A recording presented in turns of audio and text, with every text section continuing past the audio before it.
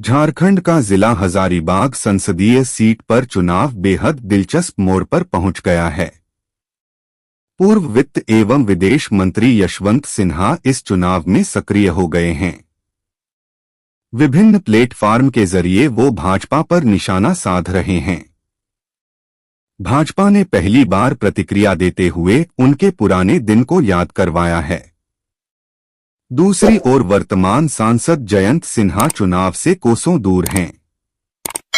इस पर भी राज्यसभा सांसद दीपक प्रकाश ने कहा कि उनकी व्यस्तता काफी अधिक है, इस कारण वे हजारीबाग में नहीं हैं। हजारीबाग की राजनीति में उस वक्त ट्विस्ट आ गई जब वर्तमान सांसद जयंत सिन्हा का टिकट काटकर मनीष जायसवाल को भाजपा ने उम्मीदवार बनाया। उस दिन से देश के पूर्व वित्त एवं विदेश मंत्री और जयंत सिन्हा के पिता यशवंत सिन्हा की एंट्री भी हजारीबाग की राजनीति में हो गई। यशवंत सिन्हा इन दिनों विभिन्न मंच से लेकर अन्य सोशल प्लेटफार्म के जरिए हजारीबाग भाजपा उम्मीदवार मनीष जायसवाल के खिलाफ मोर्चा खोल दिया है। यशवंत सिन्हा प्रधानमंत्री नरेंद्र मोदी के पिछले 10 वर्षों के कार्यकाल पर भी सवालियान खड़ा करते हुए कर रहे हैं कि देश की जनता को यह बताएं कि उन्होंने क्या किया है। वो सिर्फ कांग्रेस पर ही निशाना साध रहे हैं। उन्होंने यहां तक कह दिया था कि अगर हजारीबाग को बचाना है तो मनीष जायसवाल को भगाना होगा। अगर वे सांसद बन गए तो स्थिति और भी अधिक दयनीय हो जाएगी। हजारीबाग को बचाने के लिए मनीष जायसवाल को हटाना होगा। पुत्र जयंत सिन्हा का टिकट कटने के बाद से ही पिता यशवंत सिन्हा हजारीबाग में भाजपा के खिलाफ मोर्चा खोल दिया है।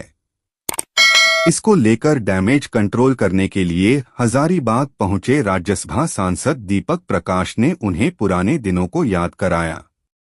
उन्होंने कहा कि भाजपा ने वित्त एवं विदेश मंत्री और 3 बार सांसद बनाया और कई महत्वपूर्ण पद देते हुए मान सम्मान दिया। वो भाजपा के वरिष्ठ नेता रह चुके हैं। यही कारण है कि उनके खिलाफ कोई नहीं टिप्पणी कर रहा है। उन्हें यह समझने की जरूरत है। हजारीबाग के वर्तमान सांसद जयंत सिन्हा चुनाव से कोसों दूर हैं। ये कहा जाता है कि टिकट कटने के बाद पार्टी से नाराज चल रहे हैं। पिछले दिनों यह कहा जा रहा था कि जयंत सिन्हा भी मनीष जायसवाल के साथ जनसंपर्क अभियान शुरू करेंगे, लेकिन ऐसा हुआ भी नहीं। हजारीबाग में एक खास वर्ग भी जयंत सिन्हा को टिकट नहीं मिलने से नाराज चल रहा है। यह वर्ग भाजपा का वोट बैंक कहा जाता है। वहीं दीपक प्रकाश को पार्टी ने डैमेज कंट्रोल के लिए हजारीबाग भेजा है। दीपक प्रकाश भी कहते हैं कि जयंत सिन्हा व्यस्तता के कारण नहीं आ रहे हैं। झारखंड के सभी बड़ी खबरें देखने के लिए सब्सक्राइब करें भारत संदेश 24।